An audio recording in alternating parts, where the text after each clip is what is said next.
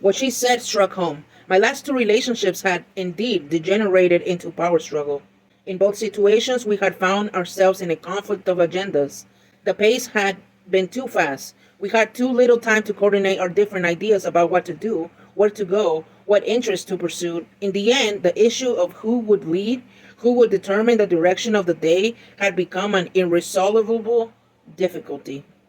Because of this control battle, Charlene continued, the manuscript says we will find it very difficult to stay with the same person for any length of time. That doesn't seem very spiritual, I said. That's exactly what I told the priest, she replied. He said to remember that while most of the society's recent ills can be traced to this restlessness and searching, this problem is temporary and will come to an end.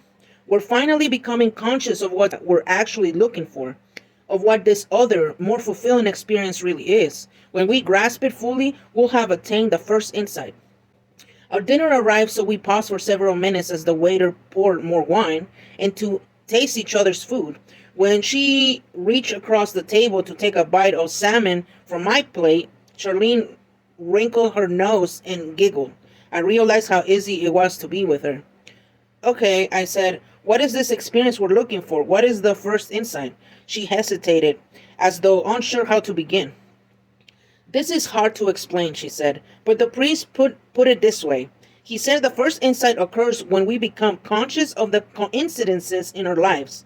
She leaned towards me. Have you ever had a hunch or intuition concerning something you wanted to do? Some course you wanted to take in your life and wonder how it might happen, and then after you have forgotten about it and focused on other things, you suddenly met one or read something or went somewhere that led to the very opportunity you envisioned? Well, she continued, according to the priest, these coincidences are happening more and more frequently, and that when they do, they strike us as beyond what would be expected by pure chance. They feel distant, as though our lives had been guided by some unexplained force.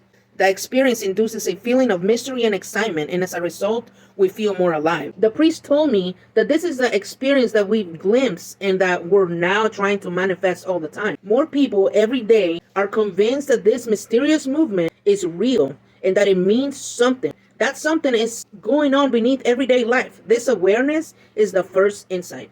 She looked at me expectantly, but I said nothing. Don't you see? She asked. The first insight is a reconsideration of the inherent mystery that surrounds our individual lives on this planet. We are experiencing these mysterious coincidences, and even though we don't understand them yet, we know they are real. We are sensing again, as in childhood, that there is another side of life that we have yet to discover, some other process operating behind the scenes. Charlene was leaning further towards me, gesturing with her hands as she spoke. You're really into this, aren't you? I asked. I can remember a time, she said, sternly, when you talked about these kind of experiences. Her comment jolted me. She was right.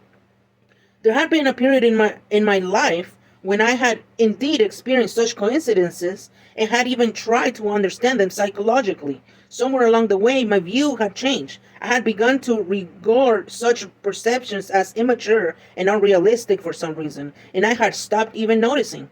I looked directly at Charlene, then said defensively, I was probably reading Eastern philosophy or Christian mysticism at the time. That's what you remember. Anyway, what you're calling the first insight has been written about many times, Charlene. What's different now? How is a perception of mysterious occurrences going to lead to a cultural transformation? Charlene looked down at the table for an instant and then back at me.